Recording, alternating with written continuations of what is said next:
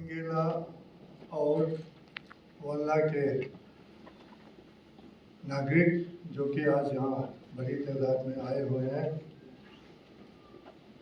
मैं आप सब की तरफ से 14 कोर का खासकर जनरल साहब का मैं तहे दिल से शुक्रिया अदा करने यहाँ पर आया हूँ, क्योंकि हमारे रिक्वेस्ट पर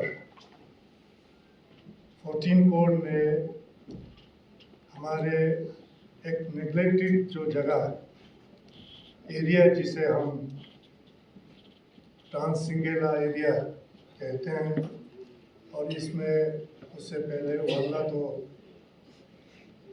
वहाँ रोड बहुत पहले से पहुँच गया था, लेकिन ये जो ट्रांस सिंगेला का एरिया है वो हमारे लद्दाख में बहुत ही एक नेग्लेक्टेड और कट ऑफ जगह था वो एरिया पूरा, और छोटे छोटे गांव हैं, स्कैटर्ड हैं, तो सिविल एडमिनिस्ट्रेशन से ये सारा काम जो बाकी जगहों में होता है वो आसानी से हो नहीं पाता था।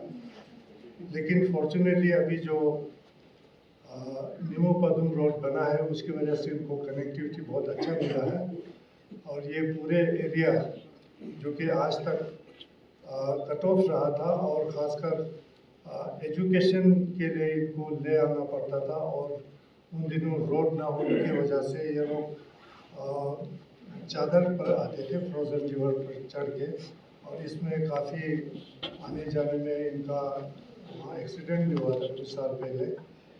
पेरेंट्स बच्चों को लाया था बोर्डिंग में डालने के लिए, वापस जाते समय एक्सीडेंट हुआ था, 4-5 लोग वहाँ मरे थे, तो बहुत डिफ़िकल्ट जगह है।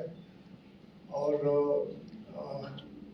बाकी जगहों पर भी जो ऑपरेशन सद्भावना के थ्रू जो आर्मी यहाँ पर लद्दाख में काम कर रहा है वो बहुत ही सराहनीय है, हम उसको अप्रिशिएट करते हैं। और मुझे भी काफ़ी एक्सपीरियंस है, क्योंकि मैं 2005 से 2010 तक में यहाँ का चीफ एग्जीक्यूटिव काउंसलर था ऑटोनॉमस काउंसिल में, तो उन दिनों जनरल बर्दवाज साहब होते थे यहाँ कोर कमांडर, तो मैंने उनको कहा था कि कुछ बड़े प्रोजेक्ट को हाथ में ले ताकि विजिबल हो, लोगों को देखें कि आदमी क्या कर रहा है, तो उन्होंने कुछ बड़े प्रोजेक्ट्स यहाँ पर लिए थे। एक तो यहाँ पर हमारा एक फिजिकली चैलेंज बच्चों के लिए शिशोद एरिया में एक स्कूल है, वहाँ पर 2 बोर्डिंग हाउस बनाए थे, वो जो कि अभी भी बहुत अच्छा चल रहा है, और यहाँ ले नाले में 2 पुल बनाए थे। तो इस तरह से अगर कुछ मेन जगहों पर अगर आदमी कुछ विजिबल चीज़ बने तो लोगों को भी पता चलेगा कि आदमी क्या कर रहा है।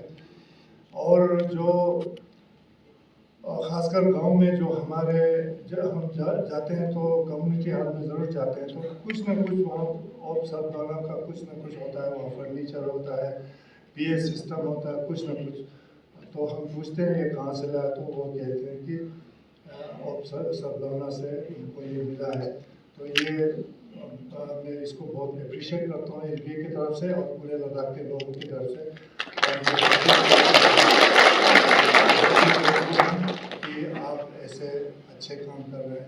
Thank you very much. Thank you sir. एक फंक्शन रखा था जिसमें DOC साहिब एज ए चीफ गेस्ट था, हमारा LBA का प्रेसिडेंट सिंह दोजे लाउड साहब as a guest of honour था। आज का दिन बहुत ट्रांस सिंगेला रीजन के लिए बहुत एक इवेंटफुल रहा है, क्योंकि ट्रांस सिंगेला रीजन टिपलिंग से लेकर वल्ला तक हर विलेजेस गाँव का गोम्पा को एक तो स्ट्रीट लाइट दिया, 66 स्ट्रीट लाइट दिया, उसके अलावा फिर डिबलिंग से लेकर फंजीला वल्ला तक का हर घर को एक सोलर किट दिया हुआ है। इससे क्या हुआ कि हमारे वहाँ पे ग्रिड कनेक्टिविटी कुछ कुछ गाँव में है, और डिबलिंग जैसे कुछ कुछ गाँव में तो कनेक्टिविटी बिल्कुल है नहीं। ये ग्रिड कनेक्टिविटी जो ट्रांसमिशन लाइन बहुत वीक है, क्योंकि 2-3 पासेस क्रॉस करके जाते हैं, विंटर में कट ऑफ हो जाते हैं, इसकी वजह से लाइट का बहुत प्रॉब्लम है वहाँ पे।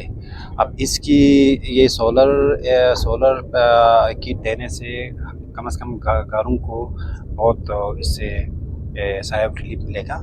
और गुम्पस वालों को भी वहाँ पे स्ट्रीट लाइट दिया हुआ है। उसकी वजह से गुम्पस को, जिसको हम स्कोरा के लिए जाते हैं, लामा लोग या सिविलियन लोग, उसके लिए भी बहुत आसान हो गया। हम इसलिए इंडियन आर्मी को दिल से शुक्रिया, थैंक यू बोलना चाहते सर, हैं। इससे पहले लाइट का सुविधा वहाँ पे क्या थी इनके लिए? पहले सोलर दिया था, वो तो लेट 90s में दिया था, सोलर पैनल दिया था, वो शायद 10-15 साल चला। उसके बाद तो वो मतलब 15 साल के बाद मतलब नॉन फंक्शनल हो जाता है। उसके बाद कुछ कुछ गाँव में, अभी ट्रांसंगेला रीजन में भी कुछ कुछ गाँव में यहाँ अर्ची से ट्रांसमिशन पहुँचा है, मगर ट्रांसमिशन लाइन बहुत पुअर है। कुछ कुछ गाँव में तो बिल्कुल डिबलिंग जैसे, जिंगचन जैसे गाँव में बिल्कुल है नहीं।